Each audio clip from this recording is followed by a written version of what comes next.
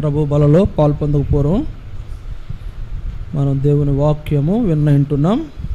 మరి కొన్ని నిమిషాలు మనం దేవుని వాక్యాన్ని వింటాం. చూడండి, దేవుని వాక్యంలో బలలో పాల్పొందకపోవడం దేవుని వాక్యంలో ఒక సంగతిని మనం జ్ఞాపకం చేసుకుంటాం. మార్కు సువార్త 12వ అధ్యాయము, మార్కు సువార్త 12వ అధ్యాయము 29, 30, 31 వచనాలు చదువుకుంటాం. మార్కు సువార్త 12వ అధ్యాయము 29, 30, 31 వచనాలు చదువుకుంటాం. పేజీ నెంబర్ 43, మార్కు సువార్త 12వ అధ్యాయం 29, 30, 31.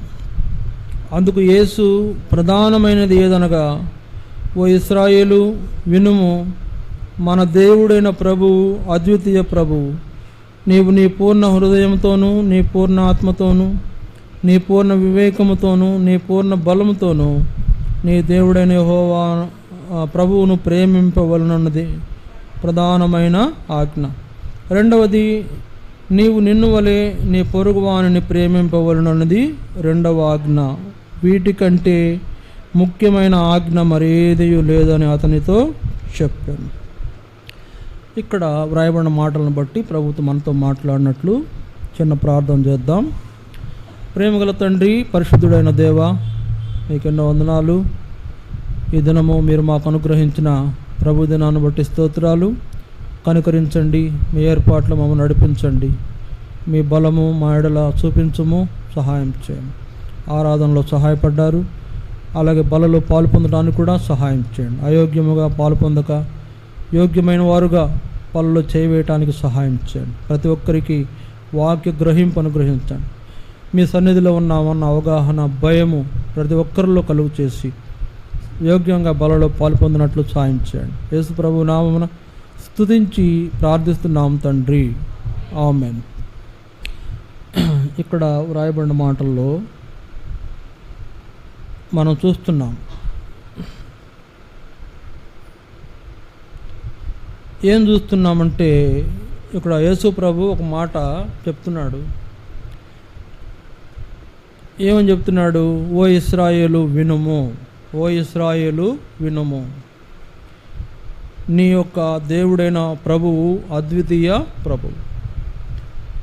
నీవు నీ పూర్ణ హృదయంతోనూ, నీ పూర్ణ ఆత్మతోనూ, నీ పూర్ణ వివేకముతోనూ, నీ పూర్ణ బలముతోనూ నీ దేవుడైన ప్రభువును ప్రేమింపవలెనన్నది ప్రధానమైన ఆజ్ఞ. రెండవది, నీవు నిన్ను వలె నీ పొరుగువానిని ప్రేమింపవలెనన్నది రెండవ ఆజ్ఞ. వీటికంటే ముఖ్యమైన ఆజ్ఞ మరేదీ లేదని అతనితో చెప్పాను. కనుక ఇక్కడ రెండు విషయాలు యేసు ప్రభు మనకు జ్ఞాపకం చేస్తున్నాడు. ఏంటా రెండు విషయాలు? నీ ప్రభువును ప్రేమించుట, నీ ప్రభువును ప్రేమించుట. రెండవది, నిన్ను వలె నీ పొరుగువానిని ప్రేమించుట. బలలో పాలు పొందేటప్పుడు ఈ రెండు అనుభవాల్లో మనము వారి అవగాహన కలిగిన వారంగా, ఈ రెండు అనుభవాలు కలవారంగా చేయబడి బలలో పాలు పొందటము అవసరంగా ఉంది. ఇక్కడ రాయబడిన ఈ మాటల్లో నీ ప్రభువును ప్రేమించు అంటే దేవుణ్ణి ప్రేమించు, రెండవది నీ పొరుగువాడిని కూడా ప్రేమించు. చూడండి, ఇది ఆజ్ఞ, దేవుడు ఆజ్ఞ. అందుకని చూడండి అక్కడ ఏమన్నాడు, నీ దేవుడైన ప్రభువును ప్రేమింపవలనన్నది ప్రధానమైన ఆజ్ఞ, నిన్ను వలె నీ పొరుగువాన్ని ప్రేమింపవలనన్నది రెండవ ఆజ్ఞ. 1, 2 ఆజ్ఞలు మనకు ఇవ్వబడినాయి. ఏంటంట? నీ దేవుడైన ప్రభువును ప్రేమించుట, రెండవది నీ యొక్క పొరుగువాడిని ప్రేమించుట. ఈ రెండు లక్షణాలు మన జీవితంలో చాలా అవసరమని దేవుడు జ్ఞాపకం చేస్తున్నాడు. చూడండి, అందుకనే దేవుని వాక్యంలో ఒక మాట మనం జ్ఞాపకం చేసుకుంటే ఆ మాట మనం చదువుకుందాం. 1 యోహాను 5వ అధ్యాయం, 1 యోహాను 5వ అధ్యాయము, దయచేసి చూడండి. 1 యోహాను 5వ అధ్యాయం, 1 యోహాను 5వ అధ్యాయము 2-3 వచనాలు చూడండి. 2-3 వచనాలు. మనము దేవుణ్ణి ప్రేమించుచు ఆయన ఆజ్ఞలను నెరవేర్చు వారమైతిమా, దేవుని పిల్లలను ప్రేమించుచున్నామని దాని వలననే ఎరుగుదుము. 3, మనం ఆయన ఆజ్ఞలను గైకొనుటయే దేవుని ప్రేమించుట. ఆయన ఆజ్ఞలు భారమైనవి కావు. ఇక్కడ మనకు రాయబడిన ఈ సంగతి మనకు జ్ఞాపకం చేయబడుతున్న విషయం ఏంటంటే, మనం దేవుణ్ణి ప్రేమించు వారమైతే ఆయన ఆజ్ఞలు నెరవేర్చే వారంగా మనం ఉంటాం. మొదటిదిగా దేవుణ్ణి ప్రేమించుట అనే అనుభవంలో మనం దేవుణ్ణి ప్రేమించు వారమైతే ఆయన ఆజ్ఞలు నెరవేరుస్తాం. అంటే ఇక్కడ 3వ వచనం చూడండి, మనం ఆయన ఆజ్ఞలను గైకొనుటయే దేవుణ్ణి ప్రేమించుట, ఆయన ఆజ్ఞలు భారమైనవి కావు. కనుక ఓ ఇశ్రాయేలు వినుము అనే ప్రభువు చెప్పినటువంటి మాటలు ఏంటంటే 2 ఆజ్ఞలు చెప్పాడు.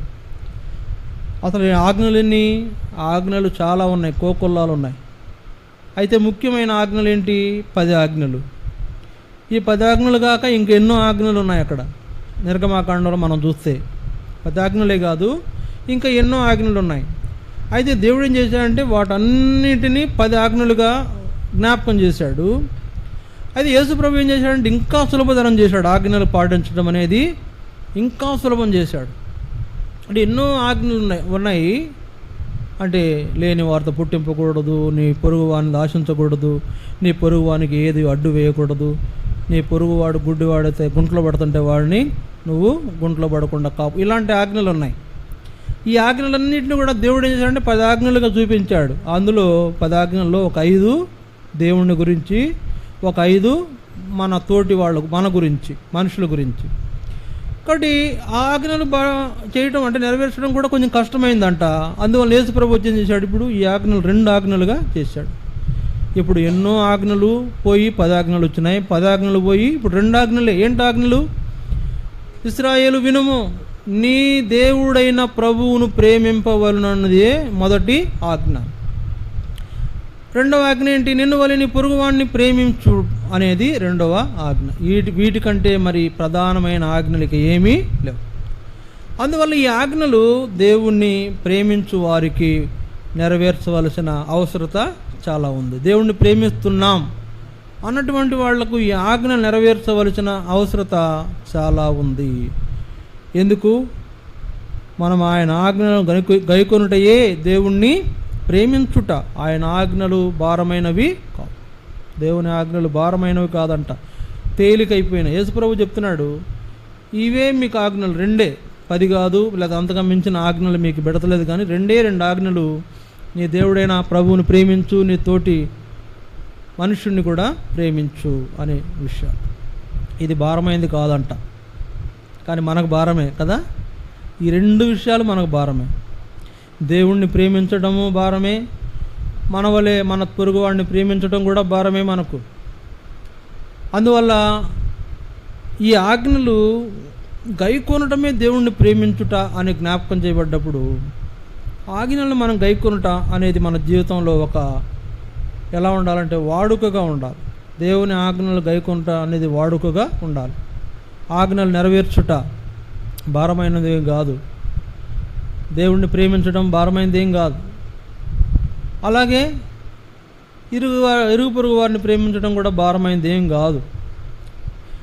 మనము మన యొక్క భక్తి కలిగినటువంటి వాళ్ళము అని ఎట్లా రుజువు చేయబడతామంటే, దేవుని ఆజ్ఞలు గైకొనుట చేతనే రుజువు చేయబడతాం. భక్తి గలవారం అనిపించుకోగలుగుతాం. మన యొక్క భక్తి దేవుని ఆజ్ఞలు గైకొనేటట్లు మనల్ని చేస్తుంది. ఒకవేళ నువ్వు దేవుని ఆజ్ఞలు గైకొనట్లేదంటే నువ్వు ఆయన యందు భయభక్తి నీకు లేదు, భయము లేదు, భక్తి లేదు. సరే, దేవుని ఆజ్ఞలు గైకొనట్లేదంటే నీకు భయము భక్తి లేదు. దేవుడు అంటే భయం లేదు, భక్తి లేదు. కనుక దేవుని ఆజ్ఞలు గైకొను వాడే దేవుని యందు భయభక్తులు కలవాడు. ఇప్పుడు చెప్పండి, దేవుని యందు భయభక్తులు కలిగి ఉంటున్నామా అంటే ఆయన ఆజ్ఞలు నెరవేరుస్తాము. ఒకవేళ దేవుని ఆజ్ఞలు నెరవేరుస్తున్నామా అని అంటే, నెరవేరుస్తుంటే మనం ఆయన యందు భయభక్తులు కలవారమే. సరే, అందువల్ల మనం ఇలాంటి వాళ్ళం, ఆయన ఆజ్ఞలు గైకొనేటువంటి వాళ్ళం ఉండాలని దేవుడు కోరుతున్నాడు. ఆయన జ్ఞాపకం చేస్తున్నాడు. ఏం వర్తమానం చెప్పాలా? నాకేం లేదు, ప్రభువా సాయం చేయంటే ఆయన ఈ మాటలే చెప్పించాడు నాకు. నన్ను ప్రేమించు అంటే దేవుణ్ణి ప్రేమించు, నీ యొక్క తోటి మనుషుని కూడా ప్రేమించు అనే విషయం బోధించాలని దేవుడు జ్ఞాపకం చేశాడు. సరే, ఇప్పుడు చూడండి, దేవుని యందు భయభక్తులు గలవాళ్లే ఆయన ఆజ్ఞలు నెరవేరుస్తారు. దేవుణ్ణి ప్రేమిస్తున్నాం అనడానికి రుజువు అదే. దేవుని యందు భయభక్తులు కలిగి ఉన్నటువంటి వాళ్ళమే ఆయన ఆజ్ఞలు నెరవేరుస్తాము, దేవుణ్ణి ప్రేమిస్తామనడానికి రుజువు అదే. చూడండి, మనం ఒక సంగతి చూద్దాం. యాకోబు పత్రిక 2వదిగా చూడండి. యాకోబు పత్రిక 1వ అధ్యాయం 27వ వచనం. యాకోబు పత్రిక 1వ అధ్యాయము 27వ వచనం. యాకోబు 1:27.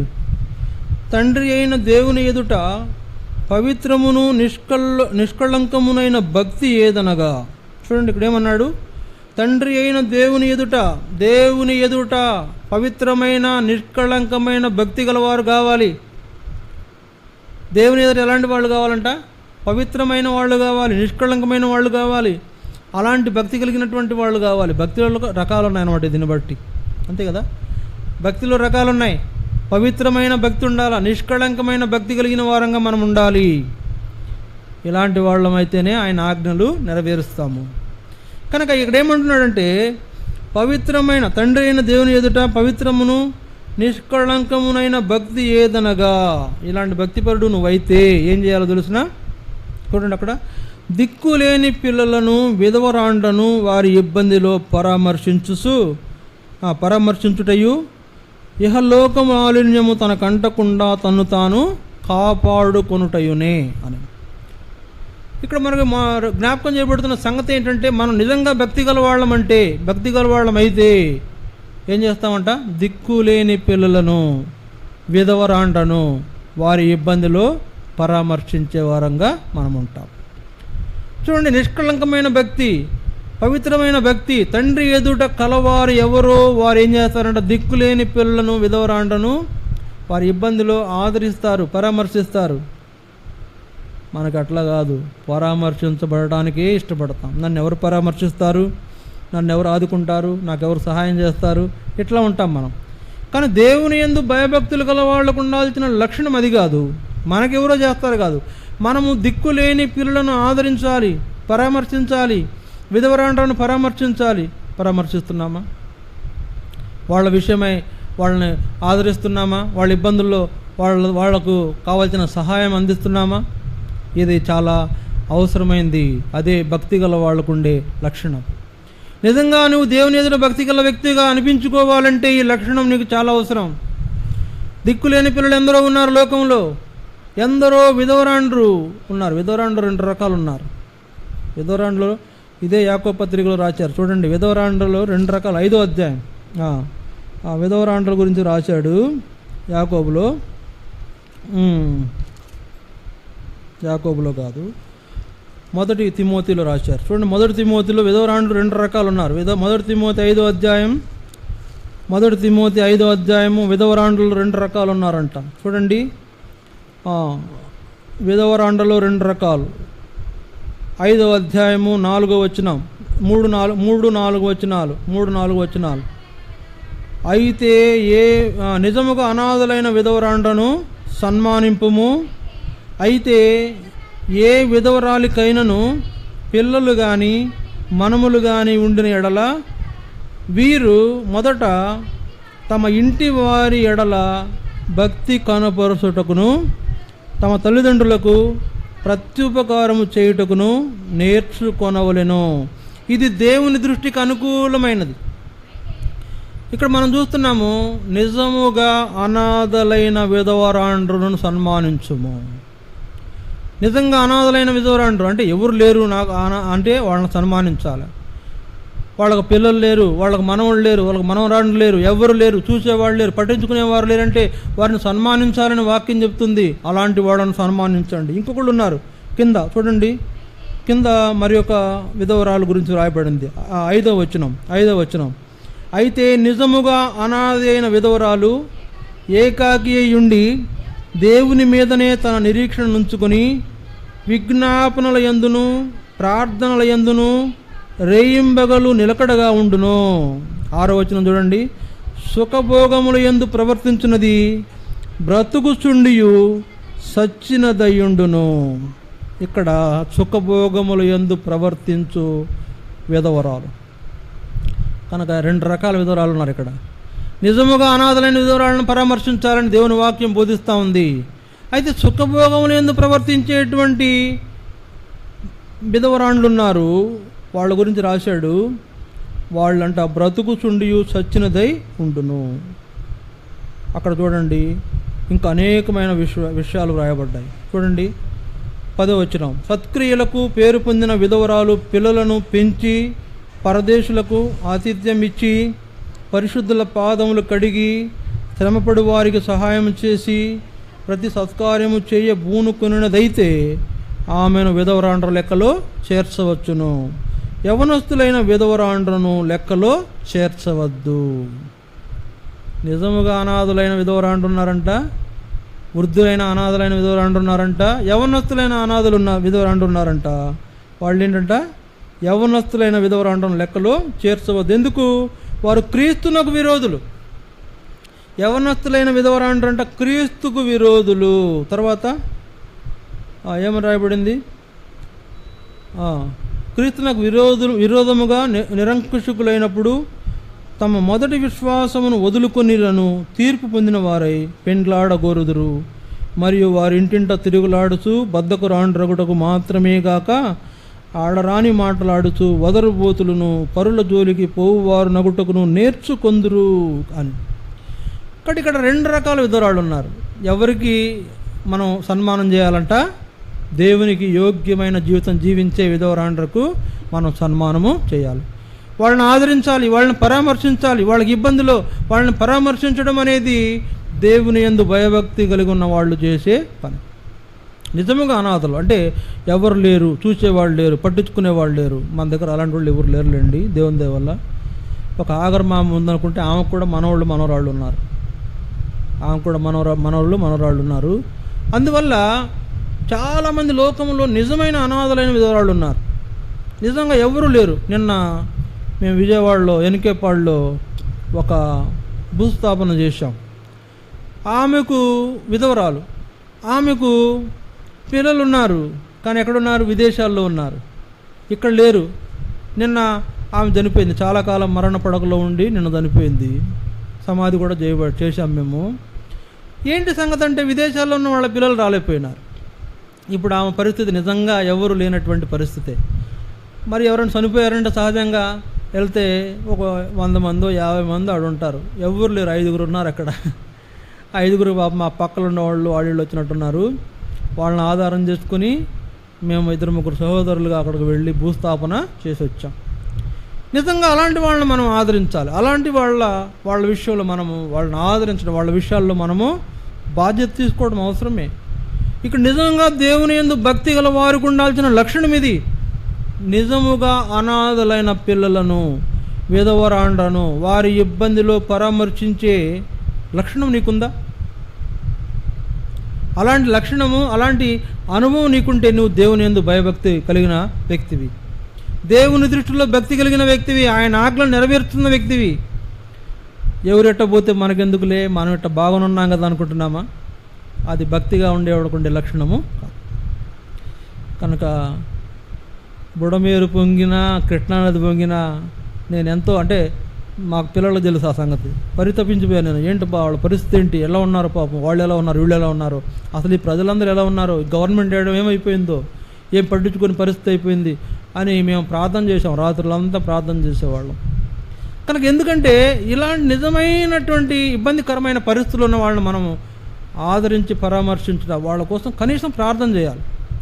లేదా మనకు అవసరమైతే ఒక వస్తువు వాళ్ళకి ఇవ్వగలగాలి. వాళ్ళకి ఏదైనా సాయం చేయడం అదే కదా. వాళ్ళకి ఏం అవసరమో చూసి అవసరం తీర్చాలి. నిజంగా భక్తి గల వాళ్ళకు ఉండే లక్షణం అక్కడ వ్రాయబడిన చూడండి. యాకోబు పత్రిక 1వ అధ్యాయం 27వ వచనంలో తండ్రి అయిన దేవుని ఎదుట ఉండవలసిన లక్షణము ఇదే. తండ్రి అయిన దేవుని ఎదుట ఉండవలసిన లక్షణం ఏంటంటే పవిత్రమైన నిష్కళంకమైన భక్తి. ఏదంటే అనాథలైన పిల్లలను, విధవరాండ్రను పరామర్శించటమే. అలాంటి వాళ్ళుగా మనం ఉన్నామా? దేవుని ఆజ్ఞ నెరవేర్చడము అంటే ఆయనను ప్రేమించడమే కదా. నిజంగా ఆయన ప్రేమించేవాళ్ళు కదా ఆయన అంటే భయభక్తులు గలవాళ్ళు. అలాంటి భయభక్తులు గలవాళ్ళు అనాథలైన పిల్లలను, విధవరాలను, వాళ్ళని ఇబ్బందులు పరామర్శించే వారంగా ఉండాలని వాక్యం చెప్తున్నప్పుడు మనం ఏం చేయాలా? అలాంటి అనుభవం నేర్చుకోవాలి. ఎవరెట్ట పోతే నాకెందుకులే, నా దారి వేరు దారి అంటావా? నువ్వు దేవుని యందు భయభక్తులు కలిగిన వ్యక్తివి కాదు. నిజంగా దేవుడు అంటే నీకు ప్రేమ లేదు, ఆయన ఆజ్ఞలు నెరవేర్చలేని పరిస్థితుల్లో జీవిస్తావు. ఫలితంగా దేవునికి విరోధంగా జీవిస్తావు. ఫలితంగా నీకు ఎన్నో కష్టాలు, నష్టాలు ఎదురయ్యే పరిస్థితి ఏర్పడుతుంది.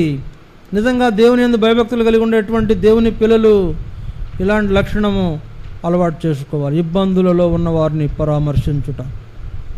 చూడండి, మనమే ఇబ్బందుల్లో ఉన్నామయ్యా. ఇప్పుడు మనమేం పరామర్శిస్తామంటామా? నాకు వరద వచ్చింది, నాకు అది పోయింది, నాకు ఇది పోయింది, నేను ఇంకే ఇతరులను ఏం పరామర్శిస్తామంటామా? కొంతమందిని చూస్తాం, ఇళ్లలో బాగా నీళ్ళు వచ్చేసి సామాన్లన్నీ మునిగిపోయి పాడైపోయినాయి. కొంతమందిని చూస్తాం, వాళ్ళ కీళ్ళ మండల వరకు నీళ్ళు వచ్చిన వాళ్ళు కూడా ఉన్నారు. వాళ్ళ సంగతి అడ్డుపెట్టండి. ఇంకొంతమందిని చూస్తాం, పైన ఉన్నారు, బిల్డింగ్ల పైన ఎక్కి కూర్చున్నారు, అసలు వాళ్ళకి ఏ ఇబ్బంది లేదు. అలాంటి వాళ్ళు ఏమంటున్నారంటే, మేము కూడా వరద బాధితులమే, మాకు కూడా సహాయము అవసరం. ఇప్పుడు నిజంగా చెప్పండి, ఎవరు సహాయం అవసరం? నిజంగా వరదలో ప్రమాదంలో ఉన్న వాళ్ళకి సహాయం అవసరం. నిజమే, మనం వరద బాధితులమే, మన మందిరంలో కూడా ఎంతో నష్టమైంది. అయినా కూడా నిజమైన భక్తి ఏదంటే ఇతరులను పరామర్శించుట, ఇబ్బందిలో ఉన్న ఇతరులను పరామర్శించుట, వాళ్లకు సహాయం చేయటం అనేది భక్తి గల వాళ్ళకు ఉండే లక్షణం. అది మనకుందా? ఉండాలని దేవుడు కోరుతున్నాడు. ఇది రెండవ సంగతి. మూడవ సంగతి చూడండి, మరొక విషయం చూసుకుందాం. దేవుని వాక్యంలో హెబ్రీ పత్రిక 13వ అధ్యాయం, హెబ్రీ 13వ అధ్యాయం 1, 2, 3 వచనాలు చదువుకుంటాం. హెబ్రీ 13వ అధ్యాయం 1, 2, 3 వచనాలు. సహోదర ప్రేమ నిలువరముగా ఉండనీయుడి, ఆతిథ్యము చేయ మరొకడి, దానివలన కొందరు ఎరుగకయే దేవదూతలకు ఆతిథ్యము చేసిరి. మీరును వారితో కూడా బంధింపబడినట్లు బంధకములలోనున్న వారిని జ్ఞాపకం చేసుకొనుడి. మీరును శరీరంతో ఉన్నారు కనుక కష్టములను అనుభవించుచున్న వారిని జ్ఞాపకము చేసుకొనుడి. సహోదర ప్రేమ. నువ్వు నిజంగా దేవుణ్ణి ప్రేమించే వ్యక్తివైతే లేపండి. నిజంగా దేవుణ్ణి ప్రేమించే వ్యక్తివైతే అనాథలైన పిల్లలను, విధవరాండ్లను పరామర్శిస్తావు వాళ్ళ ఇబ్బందులో. నువ్వు నిజంగా సహోదర ప్రేమ, ఇతరులను ప్రేమించే వ్యక్తివైతే, నీ తోటి మనుషులను ప్రేమించే వ్యక్తివైతే వారు అనుభవిస్తున్న కష్టములలో వారిని జ్ఞాపకము చేసుకుంటావు. వారు బంధకములలో ఉన్నారంటే నువ్వు బంధకాలు ఉన్నట్టు ఫీల్ అవ్వాలంట. సరే, వారి ఇబ్బందులు ఉన్నారంటే అది నీ ఇబ్బంది ఉన్నట్టు ఫీల్ అవ్వాలంట. వారు కష్టాలు అనుభవిస్తున్నారంటే ఆ కష్టం నీదన్నట్టు ఫీల్ అవ్వాలంట. దేవుని పిల్లలకు ఉండాల్సిన లక్షణం గురించి వ్రాయబడింది. సహోదర ప్రేమ విషయంలో ఏం చేయాలా? ప్రేమ నిలువరంగా నిలకడగా ఉండాలి. సహోదర ప్రేమ నిలకడగా ఉండాలి, ఎప్పుడూ ఉండాలి, ఎల్లప్పుడూ ఉండాలి, ప్రతి దినం ఉండాలి, ప్రతి సమస్యలో ఉండాలి. అన్ని విషయాల్లో నిలకడైన ప్రేమ మన తోటి మనుషులపైన మనం చూపిస్తే, ఇంకో మాట, తోటి మనుషుడిని కూడా మన సహోదరుడిగా భావించుకోవాలి. ఆడవాళ్ళని సహోదరులుగా భావించుకోవాలి, మగవాళ్ళని ఏం చేయాలా? బ్రదర్స్ని సహోదరులుగా భావించాలి, సిస్టర్స్ని సహోదరీలుగా భావించాలి. వాళ్ళకున్నటువంటి బంధకము మన బంధకం అన్నట్టుగా జ్ఞాపకం చేసుకోవాలి. అయ్యో, వాళ్ళు ఎంతో బాధలో ఉన్నారంటే, బంధకాలు ఉన్నారంటే మనం బంధించబడినట్టుగా అనుకోవాలంట. అప్పుడే మనకు వాళ్ళ కష్టం ఏంటో తెలుస్తుంది. అప్పుడే మనము వాళ్ళ జ్ఞాపకం చేసుకోగలుగుతాము. చూడండి, వారిని జ్ఞాపకము చేసుకొనుడి. బంధకములలో బంధింపబడినట్లు మీరును వారితో కూడా బంధింపబడినట్లు బంధకములలో ఉన్న వారిని జ్ఞాపకం చేసుకోండి. ఏం బంధకాలు లేవా అంటే, అసలు నువ్వు నిజంగా బంధకాలు ఏమి లేవు అనుకున్నావంటే నీ అంత ఆత్మీయమైన అజ్ఞాని ఎవరు లేరు. నీకే బంధకం లేదు, ఏ కష్టం లేదు, నీకే ఇబ్బంది లేదు, నాకేమీ లేదు, అంత బాగుంది అనుకుంటే నీ అంత ఆత్మీయమైన అజ్ఞాని ఎవరు లేరు. దేవుని విషయంలో భక్తి కలిగినటువంటి లక్షణం నీకు లేదు. అంతేకాదు, సహోదర ప్రేమ అంటే నీ పొరుగువాడిని ప్రేమించే లక్షణం కూడా నీకు లేదు. అందువల్ల ఇక్కడ ఏం జ్ఞాపకం చేస్తుంది? మీరును శరీరంతో ఉన్నారు కనుక కష్టములను అనుభవించున్న వారిని జ్ఞాపకము చేసుకున్నాడు. సహోదర ప్రేమ, తోటి వారిని ప్రేమించే అనుభవంలో వారి కష్టాల్లో మనం వారిని జ్ఞాపకం చేసుకోవాలని వాక్యము చదివిస్తాం. జ్ఞాపకం చేసుకుంటున్నామా? ఏమన్నా అంటే నాకేమనిపిస్తుందంటే మనం ఎప్పటికి కూడా మానవత్వం ఏమనిపిస్తుంది అంటే వాళ్ళు ఎట్లా పోతే మనకెందుకులే, మనం బాగున్నాం కదా అని మానవత్వం అనిపిస్తుంది. కానీ దైవత్వం అది కాదు. వాళ్ళు ఇబ్బందులు ఉన్నారు, వాళ్ళు కష్టాలు ఉన్నారు, వారిని పలకరించాలి, వారి కష్టాల్లో మనము సహాయము చేయాలి. అది దైవత్వం. మానవత్వం ఏంటి? వాళ్ళు ఎట్టగొట్టుకుపోతే మనకెందుకులే, మనం బాగున్నాం కదా అనుకుంటారు. వాళ్ళు ఎట్లా పోయినా మనకెందుకులే అనేది మానవత్వం. అయితే అరే పాపం వాళ్ళు ఎంతో ఇబ్బందులు ఉన్నారు, కష్టాలు ఉన్నారు అనేది దైవత్వం. దేవుని బిడ్డలకు ఉండాల్సిన లక్షణం అదే. ఈ దినాల్లో ఇలాంటి లక్షణం లేకపోవడం అనేది దేవునికి చాలా విరోధమైన జీవితం. అలాంటి జీవితంలో మనము నష్టపోతాం. అందువల్ల ఏం చేయాలా? ఇతరులు మీరును శరీరముతో ఉన్నారు కనుక కష్టములను అనుభవించున్న వారిని జ్ఞాపకము చేసుకోండి. వాస్తవంగా ఒక గడిచిన కాలం వరద వచ్చిన కాడ నుంచి నాకు సరైన రెస్ట్ లేదు. సరిగ్గా ఆ నైట్ పడుకోవడం తప్ప పగలు పడబడదాము, కాస్త నిద్రపోదాం అనే స్థితే లేదు. ఇక ఏ పని ఆ పని ఈ పని తిరుగుడు. అంటే ఏదంటారు సరే, ఏమంటారు? క్షణం తీరిక లేదు, దమ్మిడి ఆదాయం లేదు అన్నట్టు అయిపోయింది నా పరిస్థితి. ఏంటయ్యా అంటే ఎవరో అందరూ అంటున్నారు, ఏమన్నా మమ్మల్ని చూడలేదు, మా దగ్గర రాలేదు అంటుంటే వెళ్ళొస్తున్నాం, వాళ్ళని చూసొస్తున్నాం. మళ్ళీ అదే సమయంలో మందిరం దగ్గరకు వచ్చి మందిరం విశ్వాసాలను కూడా పలకరించుకుంటూ పోతున్నాం. 1-2 సార్లు పలకరించిన వాళ్ళు ఉన్నారు, ఒక్కసారి పలకరించిన వాళ్ళు ఉన్నారు, కొంతమంది పలకరించడమే కుదరలేదు. అది కూడా చెప్తున్నాం. వాళ్ళు పలకరించడమే కుదరలేదు, ఎందుకంటే వాళ్ళ దగ్గరికి వెళ్ళే టైం మాకు కన్వీనియన్స్ లేదు. బహుశా వాళ్ళ టైంలో అందుబాటులో ఉండకపోయి ఉండొచ్చు. కారణం ఇక్కడ మేము సాధ్యమైనంత వరకు కష్టాల్లో ఉన్నవారిని, ఇబ్బందులు ఉన్నవారిని పలకరించి ఎట్లున్నారు, బాగున్నారా, మీకు తెలుసు ఆ సంగతి. ఇక్కడ అలాంటి వారి కష్టములలో వారిని జ్ఞాపకం చేసుకుని వారిని పలకరించి మా దైవ సేవకుడు జెర్మీ అన్న ఓ మాట అంటాడు. మాకు కొన్ని విషయాలు బాగా పడిపోయినాయి, ఆయన చెప్పే మాటలు పడిపోయినాయి. ఏంటంటే ఎవరైనా కష్టంలో ఉన్నప్పుడు నువ్వేం చేస్తావు, ఏం చేయగలుగుతావు అది చెయ్యి. ఏం చేస్తావు అంటే వాళ్ళు ఏమన్నా ఏం అవసరం ఉందో కనుక్కో, డబ్బులా, అమ్మో డబ్బులు అయితే మా దగ్గర లేవు కదా, మరి ఎట్లా అంటే లేకపోయినా పర్లా, ముందు వెళ్ళి ఏం చేసి పలకరించు, భుజం మీద చెయ్యి, వాళ్ళు ధైర్యంగా వస్తుంది. ఒక మాట నేనున్నానన్నా, మేమున్నాం, ధైర్యంగా ఉండంటే చాలు. ఇక 1,000,000 ఏనుగులు బలం వచ్చినట్టు ఉంటుంది వాళ్ళకు. అది నేను చాలా చోట్ల చూశాను కనుక మీరు కూడా ఇట్లా చేయండి అని మాకు నేర్పించాడు. అదే చేస్తాం. పర్వాలేదు, ధైర్యంగా ఉండండి, మీకు మేము సహాయము చేస్తాం. చాలా మాట చాలు. ఒకవేళ నిజంగా ఒక 100 రూపాయలు నేను కొన్ని తీసి ఇవ్వండి, చేతిలో పెట్టండి, ఈ ఖర్చులు కొంచెం టిఫిన్ చేయండి ఇప్పటికని చెప్పిరండి. ఇట్లాంటి కష్టములలో ఉన్న వారిని జ్ఞాపకం చేసుకునుట అనేటువంటి వారికి ఉండే లక్షణం ఇదే. వారిని ఆదరిస్తాం, వారిని ధైర్యపరుస్తాం, వారితో మాట్లాడతాం. ముందు వాళ్ళ దగ్గరికి పోవాలిగా.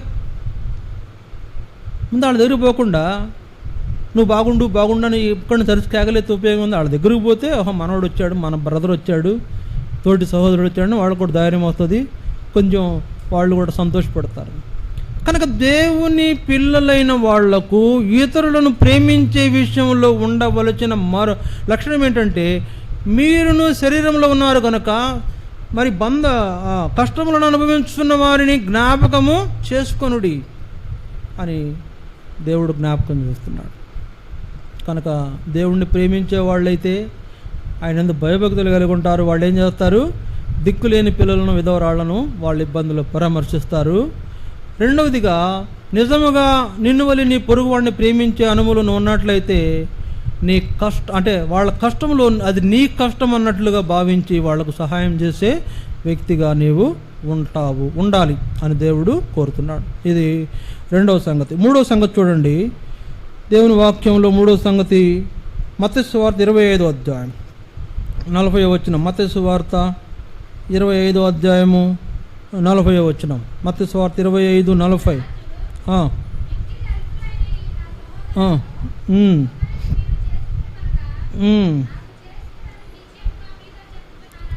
వారితో అనును. అందుకు రాజు, మిక్కిలి అలుపులైన ఈ నా సహోదరులలో ఒకనికి మీరు చేసిదిరి కనుక నాకును చేసిదిరని నిశ్చయముగా మీతో చెప్పుచున్నానని వారితో అనును. అనలా, ఇంకా అనలా, అంటాడంట. ఎప్పుడు? టైం వచ్చినప్పుడు. ఏమంటాడు? అందుకు రాజు, మిక్కిలి అల్పులైన ఈ నా సహోదరులలో మీరు ఒకనికి మీరు చేసిదిరి కనుక నాకు చేసిదిరని నిశ్చయముగా మీతో చెప్పుచున్నానని వారితో అనును, అనలేదు అంటాడు. ఇదెప్పుడు దేవుడు తన దూతలను పంపించి గొర్రెలను మేకలను వేరు చేసినప్పుడు సంగతి ఇది. దేవుడు తన దూతలను పంపించి గొర్రెలను మేకలను వేరు చేయడం అంటే ఏంటంటే, దేవుని యందు భయభక్తులు గలవారిని గొర్రెలుగాను, దేవుని యందు భయభక్తులు గలవారిని మేకలుగాను ఆయన విభాగిస్తున్నాడు. గొర్రెలను మేకలను వేరు చేస్తున్నాడు. గొర్రెలైన వారితో అంటారంట, ఏమంటాడు? అందుకు రాజు, మిక్కిలి అలుపులైన ఈ నా సహోదరులలో మీరు ఒకనికి చేసిదిరి కనుక నాకు చేసిదిరని నిశ్చయంగా మీతో చెప్తున్నా. ఎవరితో అంటున్నాడు? గొర్రెలతో అంటున్నాడు. ఏమంటున్నాడు? గొర్రెలు అంటే ఎవరని చెప్పాను? భక్తి గల వాళ్ళతో అంటున్నాడు. దేవుని ఆజ్ఞను పాటించే వాళ్ళతో అంటున్నాడు. ఏమంటున్నాడు? మిక్కిలి అల్పులైన ఈ నా సహోదరులలో మీరు ఒకనికి చేసిదిరి గనుక నాకు చేసిదిరని మీతో నిశ్చయముగా చెప్పుచున్నానని వారితో అనును, అనేను కాదు అంటాడంట. ఎవరిని గురించి అంటాడు? ఎవరైతే నిజంగా భక్తిపరులుగా ఉంటారో, దేవుణ్ణి ప్రేమించి ఇతరుల ఇబ్బందుల్లో, అనాథలైన వాళ్ళ విషయంలో, విధవరాళ్ళ విషయంలో వాళ్ళని పరామర్శిస్తారో వాళ్ళతో అంటాడంట. ఏమంటాడు? మిక్కిలి అల్పులైన ఈ నా సహోదరులకు మీరు చేసిదిరి కనుక నాకు చేసితిరి అని అంటాడంట. ఇంకా అనలా, అంటాడు. అనేటట్టు నువ్వు అనిపించుకోవాలంటే నువ్వేం చేయాలా? నిజముగా అనాథలైన పిల్లలను పరామర్శించాలి, దిక్కులేని విధవరాలను పరామర్శించాలి. తర్వాత కష్టములను అనుభవించున్న వారిని జ్ఞాపకం చేసుకోవాలి. ఈ రెండు ఏం చూపిస్తున్నాయి? దేవుణ్ణి ప్రేమించుట, నీ తోటి వాడిని ప్రేమించుట చూపిస్తున్నాయి. ఇప్పుడు ఇలాంటి అనుభవంలోకి వచ్చినటువంటి వాళ్ళని రేపు అంటాడంట దేవుడు, తన కుడివైపున ఉన్న వారితో అంటాడంట, మిక్కిలి అలుపులైన ఈ అనాథల పిల్లలకు, లేకపోతే విధవరాళ్లకు, లేకపోతే ఈ కష్టాల్లో ఉన్నటువంటి జ్ఞాపకం చేసుకున్నటువంటి వారిని బట్టి మీరు ఏం చేశారంట? వారికి, నా సహోదరులకు మీరు చేశారు కనుక మీరు నాకు చేసినట్లే. కాబట్టి ఇతరుల అవసరతల్లో, వారి అక్కర్లలో వారిని పరామర్శించుట, వారికి సహాయం చేయుట. ఏం చేస్తాం? సహాయం ఏం చేయగలుగుతాం చెప్పండి? ఏం చేయగలుగుతాం అది చేయాలి. సహాయం అంటే ఏం చేస్తాం? అంటే ఏం చేయగలుగుతాం అది చేయాలి. ఏం చేశారు వాళ్ళు? పైన చూడండి, పైన అక్కడ 35వ వచనం, నేను ఆకలి గుంటిని మీరు నాకు భోజనం పెట్టితిరి, దప్పిగుంటిని నాకు దాహం ఇచ్చితిరి, పరదేశిన ఇంటిని నన్ను చేర్చుకుంటురి, దిగంబరిన ఇంటిని నాకు బట్టలు ఇచ్చితిరి, రోగిన ఇంటిని నన్ను చూడవచ్చితిరి, చెరసాలలో ఉంటిని నా ఎద్దుకు వచ్చితిరి అని చెప్తాడంట. ఏమని చెప్తాడు? వాళ్ళు చదువుదామా? 35 నుండి 37 వరకు అక్కడ వ్రాయబడిన మాటలు. నేను ఆకలి కొంటిని మీరు నాకు భోజనము పెట్టితిరి, నేను దిగంబరిన ఇంటిని నాకు బట్టలు ఇచ్చితిరి, తర్వాత నేను రోగిన ఇంటిని నన్ను చూడవచ్చితిరి, తర్వాత తప్పికుంటిని నాకు దాహం ఇచ్చితిరి. బుడమేరు వరదలో నీళ్లు లేక అల్లాడిపోయారు 4 రోజుల పాటు ప్రజలు. సరే, నీళ్లు లేక అల్లాడిపోతే వాళ్ళకు నీరు అందించేవాడు కూడా లేడు. అయితే ఒక ఆశ్చర్యకరమైన, ఒక అద్భుతమైన కార్యాలు దేవుని ప్రజల ద్వారా దేవుడు చేశాడు. ఏంటంటే, నాకు తెలిసిన అనేక మంది టీంలుగా ఏర్పడి కొంత డేర్ చేసి ఈత వచ్చినటువంటి ఈతగాళ్ళు పడవలు వేసుకొని లోపలికి వెళ్ళిపోయారంట. నాకు చాలామంది చెప్పారు, అన్న వాళ్లకు ఆ చివరి వరకు వెళ్ళాము, వాటర్ ప్యాకెట్లు ఇస్తుంటే, పాల ప్యాకెట్లు ఇస్తుంటే, అయ్యా మమ్మల్ని చూడటానికి ఎవరు రాలేదు, 4 రోజులు అయిపోయింది, మమ్మల్ని ఎవరు పట్టించుకోలేదు, దేవుళ్ళలాగా వచ్చారు బాబు అంటున్నారంట. వీళ్ళంతా ఎవరంటే దేవుని పిల్లలు, ఆయా సంఘాల నుంచి ఆ ప్రాంతానికి వెళ్ళారు, డేర్ చేసి, అంటే సాహసం చేసి, జాగ్రత్త బ్రదర్ అక్కడ లోతు ఎక్కువ ఉంటుందంటే పర్లేదన్న, అవసరం ఈత వేసుకుంటా నేను వెళ్తామని చెప్పి లోపలికి వెళ్ళిపోయారు కొన్ని క్రైస్తవ సంఘాల విశ్వాసం. ఇలాంటి లక్షణం ఉండాలి దేవుని పిల్లలైన వాళ్లకు, ఇలాంటి అనుభవం ఉండాలి దేవుని పిల్లలైన వాళ్లకు. అందుకే అంటున్నాడు రాజు, మిక్కిలి అల్పులైన ఈ నా సహోదరులకు మీరు చేశారు. వాళ్ళని ఏమంటున్నాడు ప్రభు? వారు నా సహోదరులు. ఎవరు వాళ్ళు? అనాథలైన పిల్లలు, విధవరాండ్రైన వారు, మరి కష్టాలు అనుభవిస్తున్నవారు, బీదలైన వారు, భేద బిక్కి అందరినీ ఆయన అంటున్నాడు, వీరందరూ నాకు సహోదరులు. కనుక నా సహోదరులను వాళ్ళ ఇబ్బందులను నువ్వు పరామర్శించావు, వాళ్ళ ఇబ్బందులో నువ్వు వాళ్ళని ఆదుకుంటూ వచ్చావు, వాళ్ళకి సహాయం చేస్తూ వచ్చావు. కనుక నాకు చేసినట్లే వాళ్ళు రోగంలో ఉంటే వాళ్ళని పలకరిస్తూ వచ్చావు, వాళ్ళు ఆకలి కొంటే వాళ్ళకి అన్నం పెడుతూ వచ్చావు. ఇలాంటి అనుభవం మనకు ఉండాలని కోరుతున్నాడు దేవుడు. ఈ ఫలితము రాబో రోజుల్లో మనము చూస్తాం. ఇట్లా కొద్దిగా ఆహారం లేని వాళ్ళకి ఆహారము, బట్టలు లేని వాళ్ళ బట్టలు, లేదా రోగంలో ఉన్న వాళ్ళని పరామర్శించడం, ఇవన్నీ చేసినటువంటి ప్రతిఫలం ఒకరోజు పొందబోతున్నాం మనం. ఆయన అంటాడంట, మీరు నాకు చేశారయ్యా, వీళ్ళందరికీ చేశారు కనుక మీరు నాకు చేసినట్లే. అలా అంట. కొందరు చేయరంట. అందుకే ఎడం వైపు ఉన్నవారు మేకలు అంటాడంట. చూడండి అక్కడ మాటలు చూడండి, 45వ వచనం. అందుకు ఆయన, మిక్కిలి అలుపులైన వీరిలో ఒకనికైనను మీరు ఇలాగ చేయలేదు కనుక నాకు చేయలేదని మీతో నిశ్చయముగా చెప్పుచున్నానని వారితో అన్నాను. సరే, మిక్కిలి అలుపులైన వీరిలో ఒకనికైనను మీరు ఇలాగ చేయలేదని రేపు దేవుడిని ప్రశ్నిస్తే ఏం చెప్తావు? ఇక అంతే, తీర్పు. ప్రశ్నిస్తాడంట. ప్రశ్న తర్వాత తీర్పు ఉంది. ఏం తీర్పు? 46 వచనం. వీరు నిత్య శిక్షకును నీతిమంతులు నిత్య జీవమునకు పోవుదురు. మిక్కిలి అల్పులైన వీరిలో ఒకనికైనను మీరు ఇలాగ చేయలేదు కనుక నిత్య శిక్షకు పోండని వాళ్ళను దేవుడు ఏం చేస్తాడంట? శిక్షకు వాళ్ళను నియమిస్తాడంట. కనుక జ్ఞాపకం చేసుకోండి, దేవుని పిల్లలైన వాళ్ళు, మిక్కిలి అల్పులైన సహోదరులైన వాళ్ళు ఎవరున్నారో వాళ్ళని ఏం చేయాలా? ఆకలి కొంటే అన్నం పెట్టాలి, దప్పికొంటే దాహం ఇవ్వాలా, దుప్పటి లేకపోతే దుప్పటి ఇవ్వాలా, బట్టలు లేకపోతే బట్టలు ఇవ్వాలా. నాకైతే ఈ మహానాడులో ఎంతో చేయాలని ఉంది, కానీ ఆ సామర్థ్యం దేవుడు నాకు ఎందుకో ఇవ్వలేదు. ముందు ఆలోచించినప్పుడు అనిపించింది నేనే ఒక వరద బాధితుడిని కదా అనిపించింది. తర్వాత ఇంకొంచెం ఆలోచించాను, రే మనం వరద బాధితులమైనా కూడా సహాయం చేయడం ఎంత గొప్ప విషయం అనిపించింది నాకు. అంటే వరద బాధితులమైనా కూడా సహాయం చేయడం ఎంత మంచి సంగతి అనిపించింది. చేయాలంటే నాకు ఆ సామర్థ్యము దేవుడు ఇవ్వాలి, లేకపోతే మీరందరూ నాకు ఆ సహకారము అందించాలి. కాబట్టి ఇలాగా దేవుని ఏర్పాటులో ఉన్న అనాథలైన పిల్లలు, లేకపోతే అక్కడ యేసుప్రభు ఏమంటున్నాడు, మిక్కిలి అలుపులైనటువంటి వాళ్ళు, కష్టాలు అనుభవిస్తున్న వాళ్ళు, విధవరాళ్ళు, పేదవాళ్ళు, బీద బిక్కి ఎక్కడున్నారో వారు తెలుసుకుని వారి కష్టాల్లో వారిని జ్ఞాపకం చేసుకుని వారికి సహాయం చేయడం యేసుప్రభు చేసినట్టు అంటున్నాడు. ఆయన యేసుప్రభు నాకు చేసినట్లే అంటున్నాడు. మీరు వారికి చేస్తే నాకు చేసినట్లే. కొన్ని పర్యాలు అనిపిస్తుంది, ఆ రోడ్డు మీద వెళ్ళేటప్పుడు ఎవరైనా బెగ్గర్స్ వస్తున్నప్పుడు పోవా అన్నట్టే ఉంటుంది అనిపిస్తుంది నాకు. అంటాను కూడా, పోతాడు మళ్ళీ ఆడికి ఎంత అనిపిస్తుంది, ఇట్లా అనిపిస్తుంది. అందరూ ఏం చేస్తారు, రూపాయి 2 రూపాయలు 5 రూపాయలు చేస్తాను. నేను అడ్డ కాదు, 10 రూపాయలు 20 రూపాయలు ఇచ్చేసి టిఫిన్ చేయపో అంటాను. అంటే ఎందుకు చెప్తున్నానంటే నాకు అక్కడ జ్ఞాపకం చేయబడుతుంది.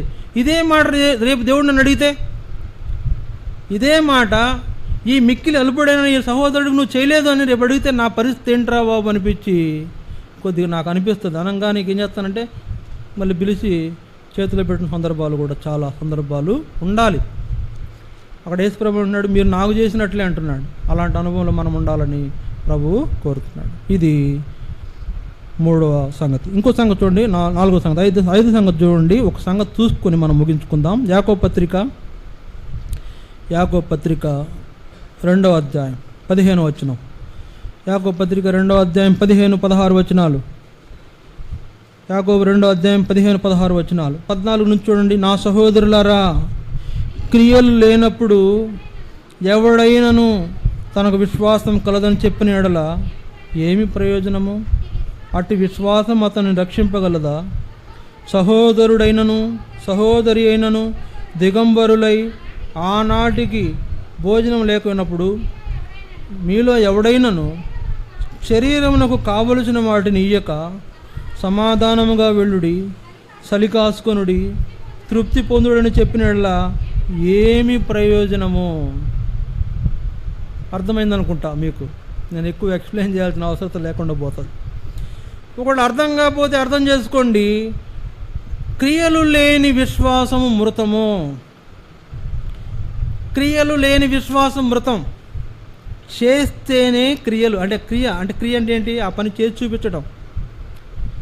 క్రియ అంటే ఏంటంటే ఆ పని చేసి చూపించడమే క్రియ. ఇప్పుడు చేసి చూపించకుండా క్రియలు లేవు, కానీ విశ్వాసం ఉంది. ఏమని చెప్తున్నావు? ఓ జాగ్రత్తగా ఉండు, సలిగాసుకో, అన్నం తిను. వాడి దగ్గర అన్నం ఎక్కడ తినడానికి? నువ్వు పెడితేనే కదా. వాడికి ఆహారం లేదు, నువ్వు అన్నం తిను, బాగా తిను, శుభ్రంగా తిను, హాయిగా పడుకో అంటున్నావు. దుప్పటి లేదు, హాయిగా చలిగాసుకుంటున్నావు. చలిమంట వేయలేదు, చలిగాసుకుంటున్నావు. వాడికి అన్నం లేదు, అన్నం తినంటున్నావు. వాడికి చలివేస్తుంటే దుప్పటి లేకపోతే దుప్పటి ఇవ్వకుండా ఉన్నావు. వాడికి బట్టలు లేకపోతే బట్టలు ఇవ్వకుండా ఉన్నావు.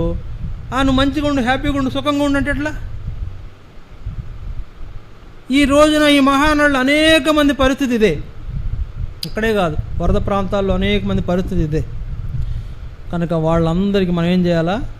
అక్కడ ఏమన్నాడు 16లో, మీలో ఎవడైనాను శరీరంలో కావలసిన వాటిని ఇయ్యక అన్నం ఇవ్వకుండా అన్నం తినండి, ఎట్లా తింటాడంటే వాడు?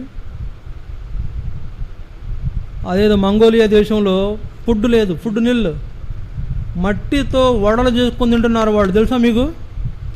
అక్కడ మట్టితో వడలు చేసుకుని నూనెలో ఫ్రై చేసుకుని తింటున్నారు. చాలా ఆశ్చర్యం అనిపించింది. చాలా విచారించదగిన విషయం, ప్రపంచానికి చిక్కుచేట ఆ విషయం.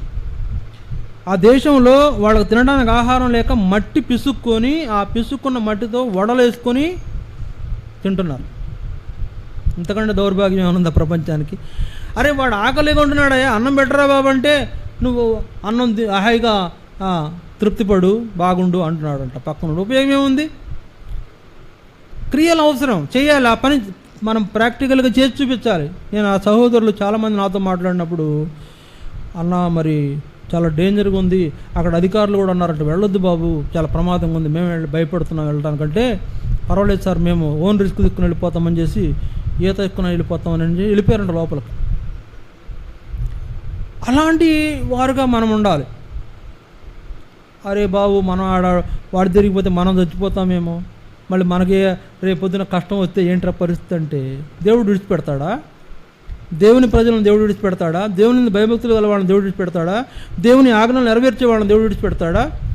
వాళ్లకు ప్రమాదంలో వారిని చెయ్యి అందించి పైకి లేవనెత్తగలిగిన దేవుడు కదా. అలా అక్కడికి వెళ్తే ఏమైనా అయిపోతాను, నాకేమైనా అయిపోతాను భయపడి ఇక్కడే ఉండి హాయిగా ఉండు, బాగుండంటే అదేమి విశ్వాసం? కనుక జ్ఞాపకం చేసుకోండి, వాళ్ళ దగ్గరికి వెళ్ళాలి, అన్నం ఇవ్వండి. వాళ్ళ దగ్గరికి వెళ్ళాలి, నీళ్ళు ఇవ్వండి. వాళ్ళ దగ్గరికి వెళ్ళాలి, వస్త్రాలు ఇవ్వండి. వాళ్ళ దగ్గరికి వెళ్ళాలి, దుప్పట్లు ఇవ్వండి. ఇప్పుడు పడుకున్నానా హాయిగా అని చెప్పాలి. అదే ఏం లేకుండా దుప్పట్లు లేదు, ఏం లేదు, చలికాసుకో, నిప్పులు లేవు, అక్కడ నీళ్ళలో మధ్యలో ఉంటే నిప్పులు ఏమైనా వస్తే చెప్పండి.